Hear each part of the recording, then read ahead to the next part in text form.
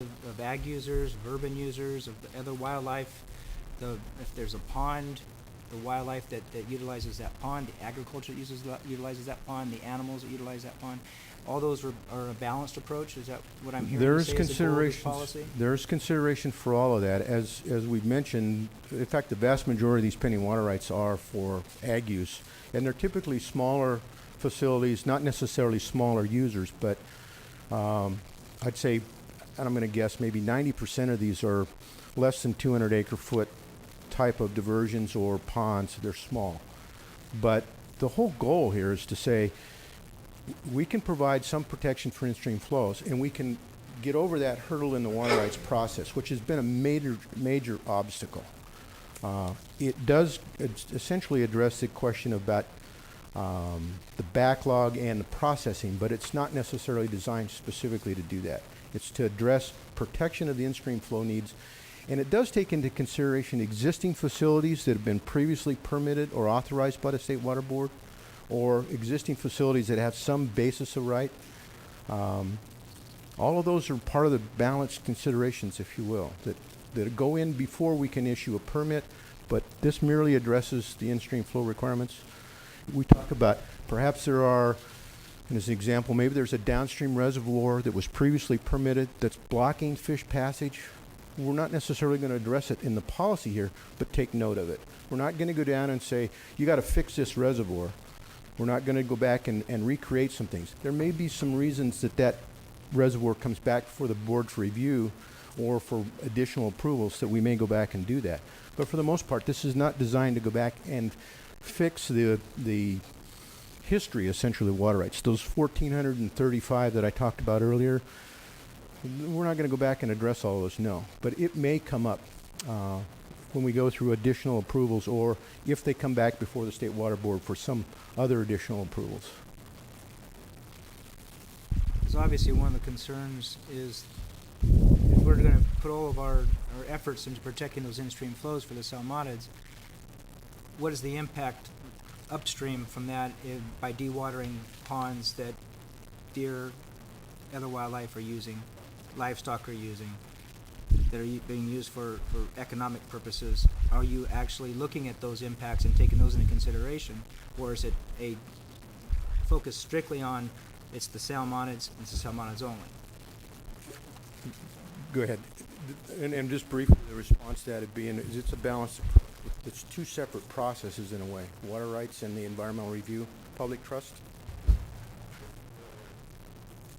Hopefully this will better answer hopefully I'm going to answer your question. Much like your agency, when you undergo a project, you have to comply with CEQA, and so do we. And in this case, it's a process called we don't do an EIR or a negative declaration. We have to do what's called a substitute environmental document, and that's a process for state agencies for certain processes that they conduct. But it was much like an environmental impact report that we did for the policy, and as part of that, we actually did evaluate mostly the listed species that depend on those habitats that you're talking about, farm ponds, agricultural ponds. And we identified listed plant and animal, mostly amphibian, reptile type species that depend on those resources. And we also evaluated what the potential was for those ponds to come off stream. So we tabulated all of the existing on-stream ponds that may potentially have to be removed or could be removed because of the way people respond to policy. It wasn't really a direct impact, but it was an indirect impact of the policy. For example, if there's a lot of mitigation requirements to maintain an on-stream dam, somebody might need to do restoration plans that are determined to be cost prohibitive. So they decide either it's not worth pursuing or they're going to move an on-stream dam off-stream.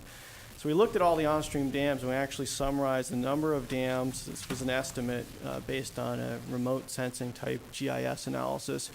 We looked at the number of dams, the area of open water habitat, the area of wetland that was associated, or riparian areas associated with those existing ponds.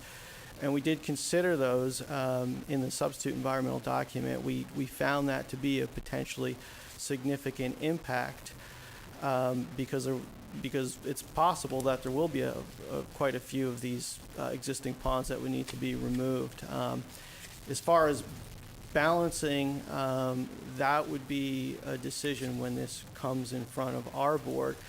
We prepared the information so that they knew and the public knew. We disclosed what the potential impacts would be, and we actually tried to make a conservative assessment in terms of what could the impacts of adopting and implementing the policy be. Again, the indirect impacts. Does that address the question? In a sense, I'm very concerned about,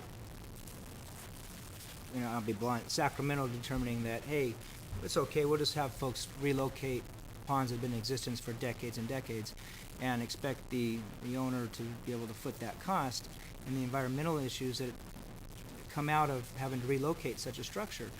It's illogical. I mean, it just is. It's financially infeasible, and it's completely illogical.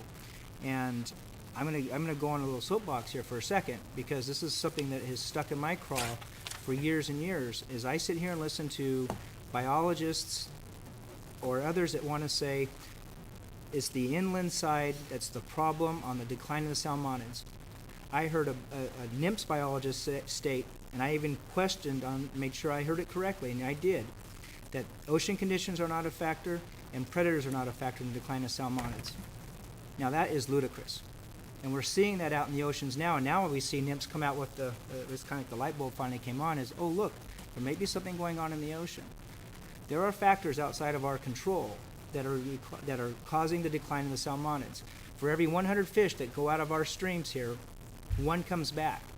That tells me that there's a problem somewhere else, and it's not being caused by stock ponds or ag ponds that are located around the hinterlands. My concern here is that we're all focused on what can we do to regulate the heck out of everybody, and because that's what we can do. We can control that, and hopefully that we'll get maybe 2 out of 100 fish come back. And I'm really concerned about that, because there's something going on out there in that big ocean that we have no control over. If the rockfish are disappearing, they don't come inland. Something's going on, and somehow there's got to be a balance there. That's my soapbox part. Now I have a question. How open is the board staff going to be to looking at or entertaining alternative proposals that try to truly accomplish a balanced goal of doing what we can for the in-stream flows, but also recognizing reality, both fiscal and environmental? Our goal when we set out was to adopt a policy that was consistent with the intent of AB 2121 and what the sections that were added to the water code. Our goal was to develop a policy that was protective of in-stream flows and to develop a policy that was based on science, sound science. We recommended, in developing the policy, we recommended, which is the draft policy, the alternatives that were determined to be protective, but also were determined to allow the most diversion while still being protective. So for example, we looked at different diversion seasons. The 3 we looked at were year-round, December 15th to March 31, and then October 1 to March 31. We went through an analysis of what the different diversion seasons would mean with respect primarily to salmonids, and it was determined that we could go with the October 1 to March 31 diversion season, still be protective, and allow a wider diversion window than would be allowed under the draft guidelines. That's an example. Under the draft DFG NIMS guidelines, the existing ones that were put forth in 2002. But to answer your question, I think, we're going to look at all the comments. We're going to evaluate them, and if we miss something or if people submit good ideas, I think we're going to have to take a hard look at that and incorporate and make changes where necessary or where it makes sense.